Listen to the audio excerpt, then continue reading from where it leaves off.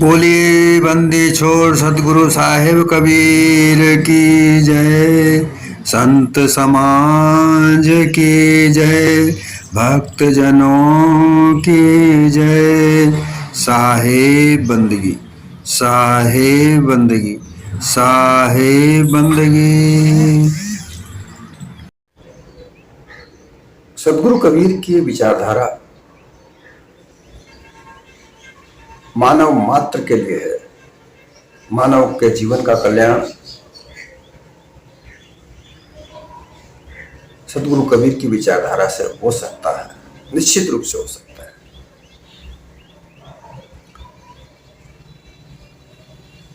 इसलिए हो सकता है कि उन्होंने, सदगुरु कबीर ने, जो यथार्थ जीवन के अनसुलझे रहस्यों को उजागर किया, ऐसा किसी ने नहीं किया।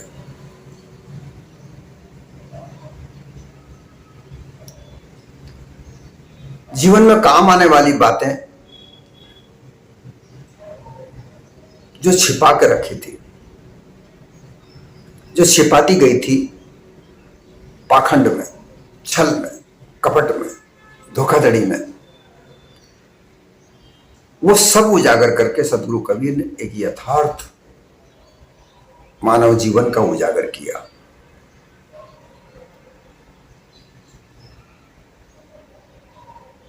मानव का जीवन एक जागृत में जागृत होकर रहने का एक सच्चा पथ है।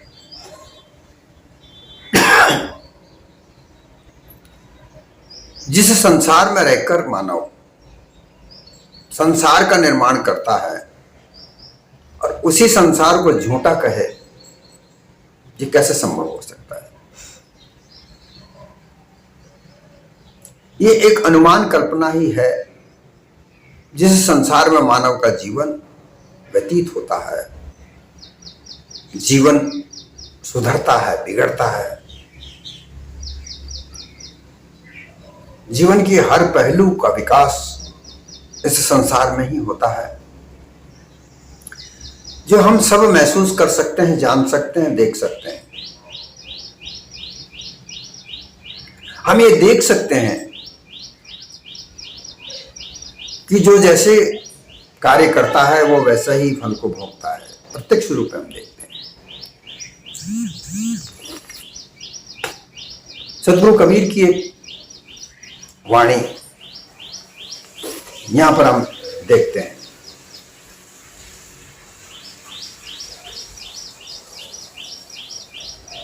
उन्होंने एक वाणी में इस बात का विचार किया, विचार हमें दिया, समझाया।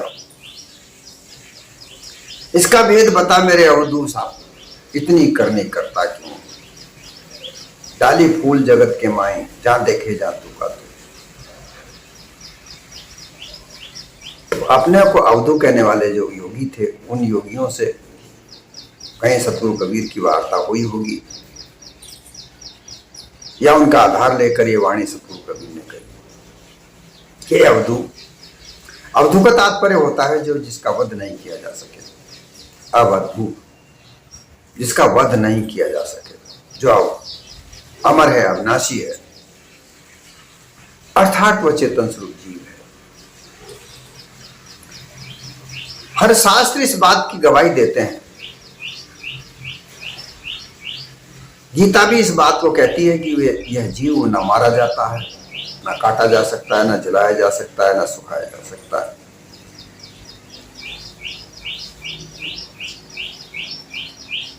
कोई भी धर्म ऐसा नहीं है जो जीव को अमर अविनाशी नहीं कहता हो।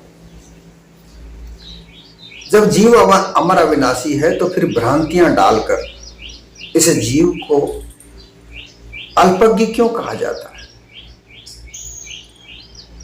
मानव को असमर्थ क्यों कहा जाता है? यही बात सदगुरु कबीर ने समझाई है कि उसके कर्मों के आधार पर यह मानव अपने आप को समर्थ असमर्थ जानता है। जैसे चोरा में चोर बन बैठे, साहूकार में भेड़ो तू, चोरी कर कर भागण लाग्यो तो पकड़न वाला तू का तू। कि कोई व्यक्ति चोरी करता है वो भी मानव है, वह भी जीव है, और एक चोरी करने वाले को पकड़ता है वो भी मानव है, वह भी जीव है। तो एक चोर कहलाता है, एक साहूकार कहलाता है, पकड़ने वाला भी क्या है? ये कर्म का भेद है। एक चोरी करता है, चोरी करने से रोकता है। बालक में बालक बन बैठो, बालकों में इसका बालक के रूप में जन्म होता है इस देह का, वह भी जीव है। और जो मां बनकर बैठी है, जो जन्म देती है, वो भी जीव है। बालक बनकर रोवण लागे तो दूध पिलावन वाला तू का तू। तो दूध कौन पिलाती है? आंचल से मां पिलाती है, वो भी जीव है। जीव में स्त्री पुरुष का भेद नहीं है।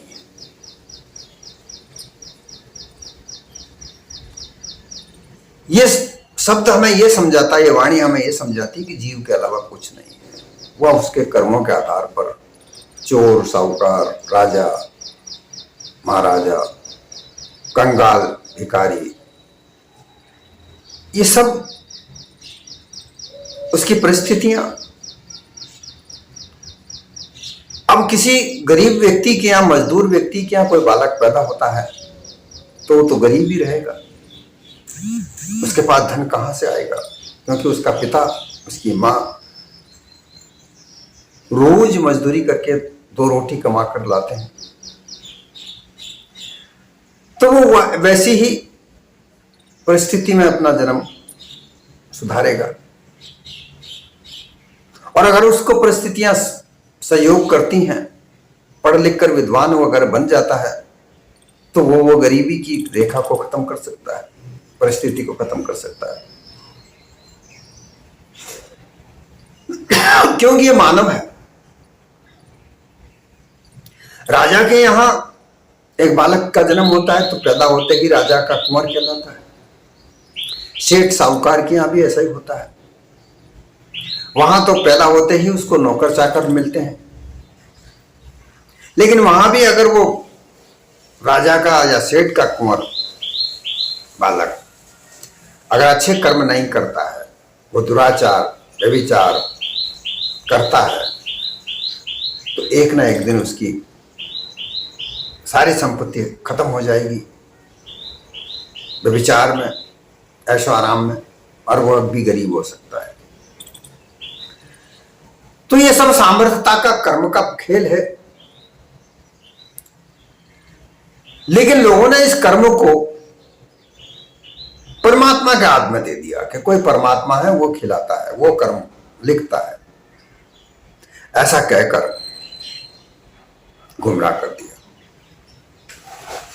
और इस गुमराह में जो मानव की गतिविधि थी वो छिपा करके अनुमान कल्पना में डाल दिया। तीर्थ, व्रत, यज्ञ, हवन, पूजन, ये कर्म बता दिए गए, जबकि इनसे किसी का कोई कल्याण नहीं, केवल एक वर्ग को फायदा होता है, और वही वर्ग इस कार्य को करता है। वही कहता है कि क्योंकि वो कर्म जो करवाने वाले लोग हैं, जो ब्राह्मण वर्ग है। देखिए, मैं इसमें कोई ब्राह्मण जाति विशेष को मैं कोई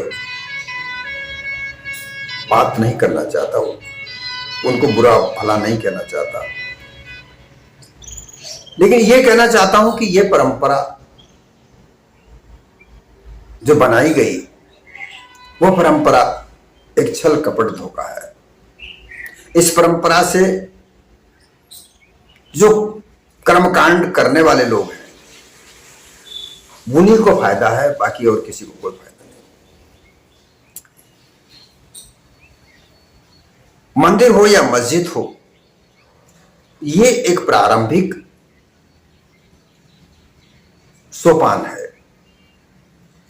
मानव विकास के कई सोपान होते हैं, तो इसमें धर्म के आधार पर जो बात सामने आती है, वो प्रथम सोपान मंदिर या मस्जिद है।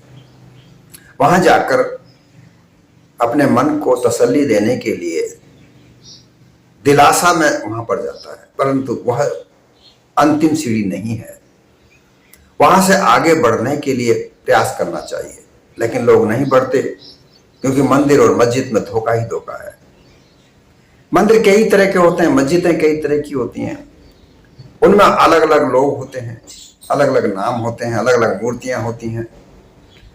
तो वहां पर मानवता को छिपाकर केवल एक दिलासा दी जाती है, भाई आते जाओ मंदिर में, यहां पर रो जाओ, यहां मत्था टेको, और क्या होना क्या नहीं होना वो ईश्वर जाने। तो ऐसी मान्यता को रखकर लोगों के साथ छल कपट किया जाने लगा।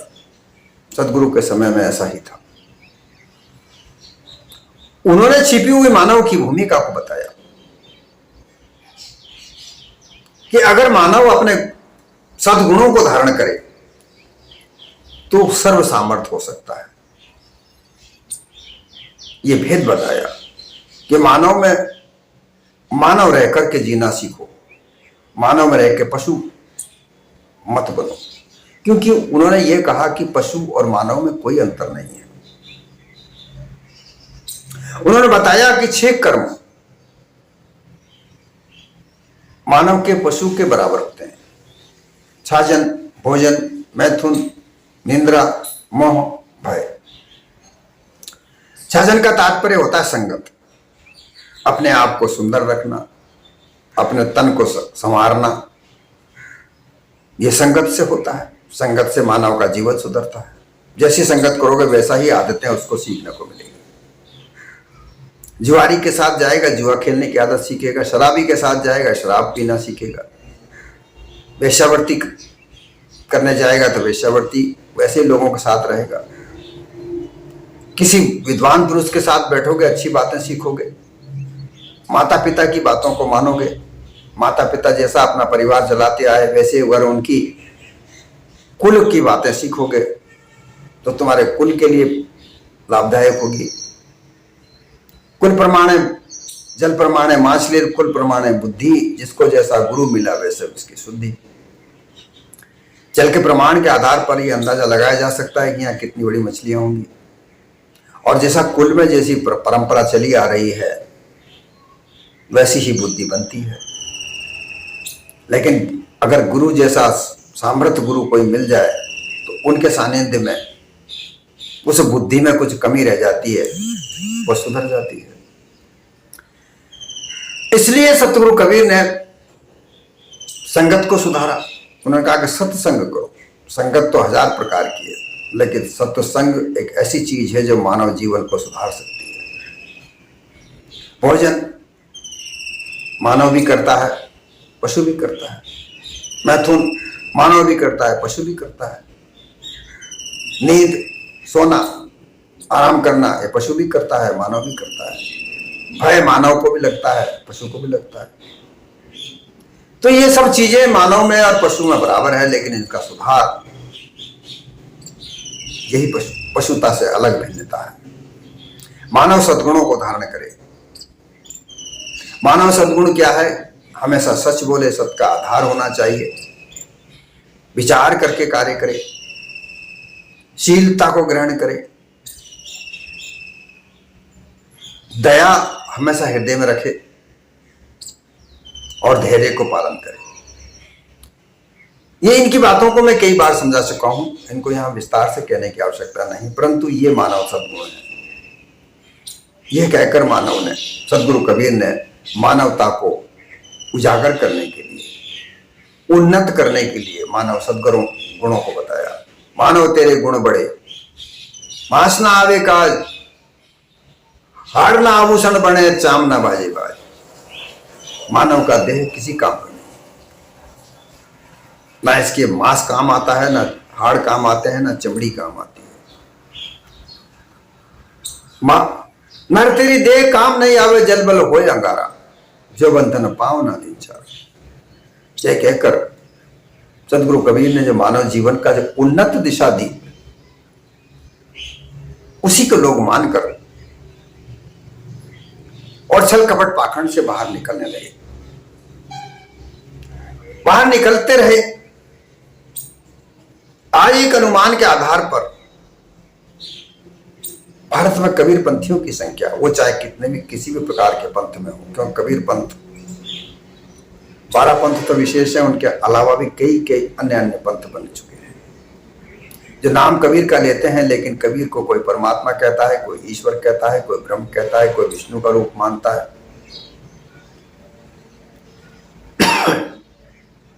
सदगुरु कबीर के रूप में मानने वाले लोग भी हैं, उनकी विचारधाराओं को मानने वाले लोग भी हैं, जो मूल विचारधारा है उसे मानने वाले लोग भी हैं। कई कई पंथों ने बना करके उस मूल विचारधारा को धूमिल करके और उसमें ब्राह्मणवादी विचारधारा को लागू करके अलग अलग तरह के मत पंथों का निर्माण किया। और यही बात आज हमारे सामने है कि उस पाखंड को कबीरपंथी लोगों ने कबीर साहब की मूल विचारधारा में जोड़कर जो अलग अलग पंथ बनाए और वो कबीर साहब के शिष्य कहलाने लगे। तो कबीर साहब के शिष्य 3 प्रकार से सामने आते हैं। कई कई पुस्तकों को पढ़कर देखा जो प्रत्यक्ष रूप में शिष्य बनते हैं। जो प्रत्यक्ष रूप में शिष्य बनते हैं वो सदगुरु कबीर के मुखारबिंद से बात सुनकर, उनका मूल सिद्धांत सुनकर उसे आगे बढ़ाते हैं। वो शिष्य आगे बढ़कर गद्दी के हकदार होते हैं, फिर वह शिष्य करते हैं, तो वो परंपरा चलती है, गुरु शिष्य परंपरा चलती है। इसमें सबसे पहले गद्दी पे बैठने वाले सुरती गोपाल जी का नाम आता है, भगवान दास का नाम आता है, भागुदास जी का नाम आता है। ये प्रत्यक्ष रूप में थे, इन्होंने बीजक का संकलन किया। लोग झूठ बोलते हैं, काल्पनिक बातें बोलते हैं कि धर्मदास जी ने कबीर बीजक का संकलन किया। वो कबीर बीजक संकलन कबीर धर्मदास के पास कबीर वाणियों का हो सकता है, क्योंकि उसमें धर्मदास जी की छाप भी लगाई जाती है, वो उन्होंने निर्माण की। और जिसे कबीर बीजक कहा जाता है वो कबीर मंसूर अलग ग्रंथ है। उसमें कई सदगुरु कबीर की वाणियों का भी संकलन है, लेकिन मूल रूप से वो कबीर बीजक नहीं है। ये बात विशेष रूप से हमें जाननी चाहिए कि मूल रूप से कबीर बीजक कबीर साहब के समय में ही संकलित हुआ था, और कबीर बीजक नाम सदगुरु कबीर ने ही उसे दिया था। वह ग्रंथ भागुदास जी, जागुदास जी और जिन्हें भगवान दास भी कहा जाता है, सुरती गोपाल, इन तीनों ने संकलित किया था। परंतु फिर इसकी टीकाएं होने लगी अलग अलग तरह से। कोई ब्रह्मवादी टीका करता है, कोई ईश्वरवादी टीका करता है, कोई कैसे करता है, लेकिन मूल रूप से जो इसकी टीका हुई पूरण साहिब ने सर्वप्रथम की। धन्य है पूरण साहिब, उनकी वजह से सतगुरु कबीर का सच्चा सिद्धांत, मूल सिद्धांत कायम रह सका। हालांकि कबीर साहब के प्रत्यक्ष शिष्य पूरण साहब नहीं रहे, बहुत बाद में हुए। वो सांप्रदायिक शिष्य माने जाते हैं। मेरा मानना ऐसा है कि वो सांप्रदायिक के नाम, क्योंकि उन्होंने जगह जगह कबीर को अपने शिष्य के रूप में, गुरु के रूप में प्रकाशित किया। पारक रूप कबीर गुरु, उन्होंने अपनी कई साखियों में, संध्या पाठ में पारक रूप कबीर ऐसे कहकर उन्होंने सदगुरु कबीर को गुरु के रूप में स्थापित किया है। तो प्रथम रूप के जो प्रत्यक्ष गुरु शिष्य है, वो मूल रूप से जो माने जाते हैं वो हैं जो जगत विश्व विजित पंडित सदगुरु कबीर से टकसार करने आया था, वही उनका शिष्य बना।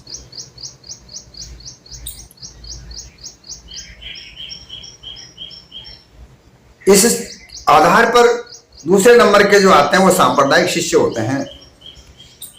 जो नाम में हम सामने आते हैं वो बंकेश जी, सहते जी, धर्मदास जी, चतुर्मुख जी, ये सामने आते हैं। ये नाम ऐसे हैं जो सदगुरु कबीर के समकालीन नहीं थे, लेकिन शिष्य कहलाए। इन्होंने संत गुरु कबीर के विचारधारा को आगे बढ़ाने का कार्य किया, उनके ग्रंथों का अवलोकन किया और कुछ वाणियों का संकलन भी किया, और उन्हीं के आधार पर धर्मदास जी ने भी कुछ वाणियों का लिखा।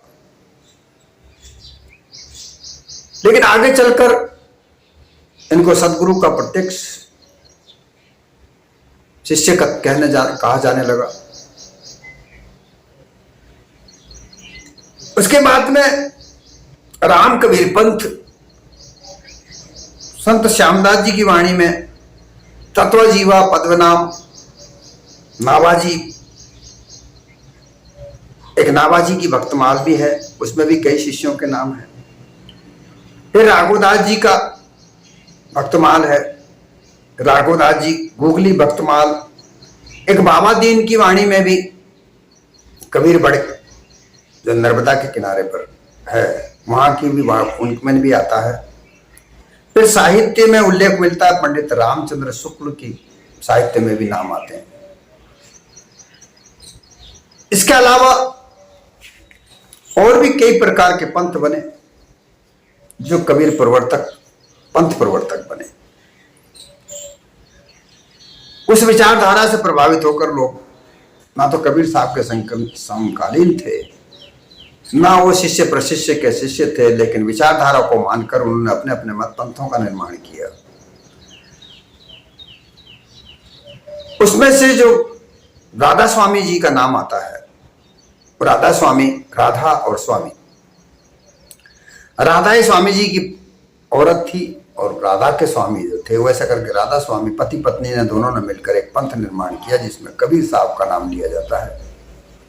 और कई कई पंथ, ओशो भी कबीर साहब के विचारधारा से प्रभावित था। संत रामपाल महापाखंडी, ये सब। अब इसके पीछे क्या हुआ? कारण ये बनता है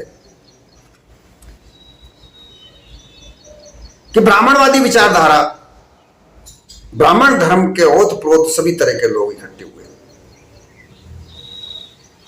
वो चाहे शिव मत हो, चाहे वैष्णव मत हो या शाक्त मत हो, इनका उद्देश्य एक ही था,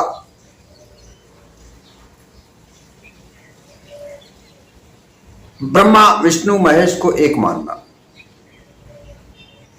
अब उसी से कई तरह के हजारों हजार मत पंथों का निर्माण हुआ। उनके देखा देखी कबीर के नाम से मत पंथ बनने लगे, और वही प्रभाव कबीर विचारधारा में भी आ गया। जो कबीर साहब का मूल सिद्धांत जो है, उसमें त्याग वैराग की भावना है। ये हमें यहां समझना चाहिए कि सतगुरु कबीर का जो मूल सिद्धांत है, उसमें त्याग वैराग की बात आती है, विवेक की बात आती है। बिना त्याग वैराग विवेक के सतगुरु कबीर का मूल सिद्धांत समझ में नहीं आएगा। और अन्य सिद्धांतों में करना क्या है? कल्पना ही तो करनी है, ऐसे नहीं तो वैसे, वैसे नहीं तो ऐसे। और यही पाखंड का सतगुरु कबीर ने विरोध किया। सतगुरु कबीर जब तक रहे उछल कपट पाखंड का विरोध करते रहे, परंतु शरीर त्यागने के बाद कबीर साहब के नाम से, उनके पंथ के नाम से 2 करोड़ से भी ज्यादा लोग अनुयायी कबीर के नाम से हैं, परंतु वो सब ज्यादातर छल कपट में बंधे पड़े हैं। नाम कबीर का लेते हैं लेकिन वह अनुमान कल्पना में फंसे पड़े हैं। कोई ब्रह्मवादी है, कोई विष्णुवादी है, कहीं कहीं तो या राम कबीर में जो है कबीर को विष्णु रूप में माना जाता है। गुजरात में जो पंथ चलते हैं वो सब चमत्कार को प्रकट करते हैं। जो गुजरात में जो तत्वजीवा का जो पंथ, पद्मनाभ जी का जो प्रचलन चला, पद्मनाभ जी गुजरात में ज्यादातर एक संत हुए। कबीर चौरा काशी में जो उपशाखा है वो मगर है। राम कबीर के पंथ के प्रवर्तक जो गुजरात में चले वो पद्मनाभ जी हैं। पटना में फातुआ मठ में प्रवर्तक तत्वजीवा।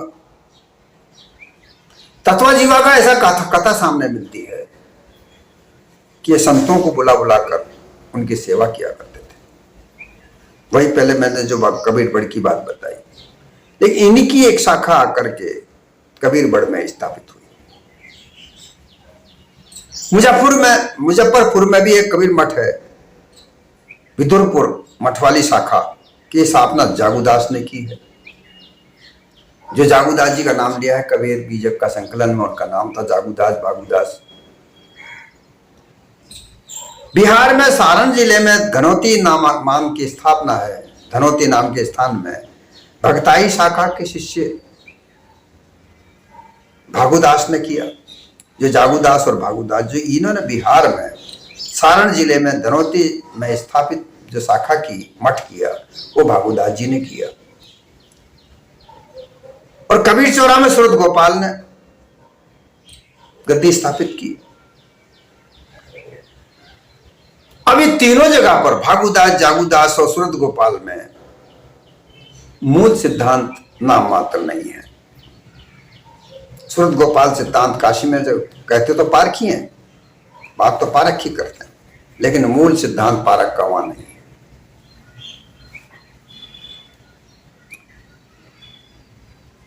हर जगह ब्राह्मणवादी विचारधारा का कब्जा सदगुरु कबीर की विचारधारा पर हो गया।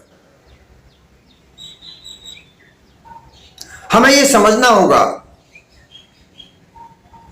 कि जब तक सतगुरु कबीर शरीर में रहे तब तक उन्होंने पाखंड का विरोध किया, अनुमान कल्पना का विरोध किया, उस जड़ाध्यास को निकालने के लिए बात की जो हजारों साल से जमा हुआ है। लेकिन वही विचारधारा को लेकर, उसका प्रभाव लेकर सतगुरु कबीर के विचारधारा में धूमिल करने का जो प्रयास किया जा रहा है, यही पाखंड है। और इसी पाखंड को निकालने के लिए हमारा यह प्रयास रहना चाहिए कि हम सतगुरु कबीर के मूल सिद्धांत को समझें, परखें, जांचें, फिर उस पर आगे बढ़ें।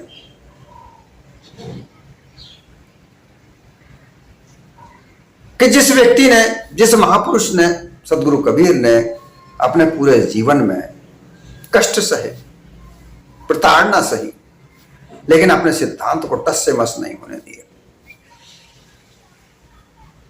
वह चाहते तो उस समय जो बादशाह था, उस बादशाह के यहां बड़ा सम्मान प्राप्त कर सकते थे, उनसे कहा भी गया था, लेकिन उन्होंने अपने सिद्धांत से अलग नहीं हटे। तो फिर हमारे लोगों में क्या मजबूरी आ गई? ऐसी कौन सी मजबूरी आ गई कि अनुमान कल्पना की वाणियों का सहारा लेकर अपने अपने पंथ को चलाने लगे?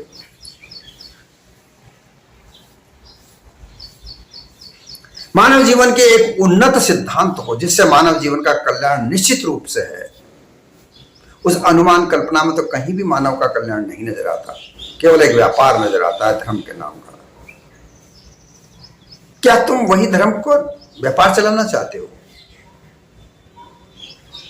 अगर ऐसा व्यापार चलाना होता तो कहीं ज्यादा सतगुरु कबीर का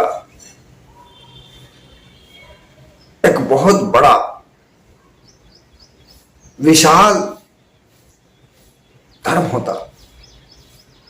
उन्होंने इस बात को स्वीकार नहीं किया, प्रताड़नाएं सहन की, सब कुछ किया, लेकिन उन्होंने अपने विचारधारा को वैसा का वैसा रखा। हमारे सामने भी ऐसी विचारधारा का बिगाड़ना सहन नहीं होना चाहिए। हमें उस विचारधारा पर लोग कई कई तरह के लोग हैं, हमें उस बात का बुरा भी नहीं मानना चाहिए, झगड़ा फसाद हमें नहीं करना चाहिए, लेकिन हम तो कभी अपने अपने सिद्धांत को चलें, यह हमारा प्रयास रहना चाहिए।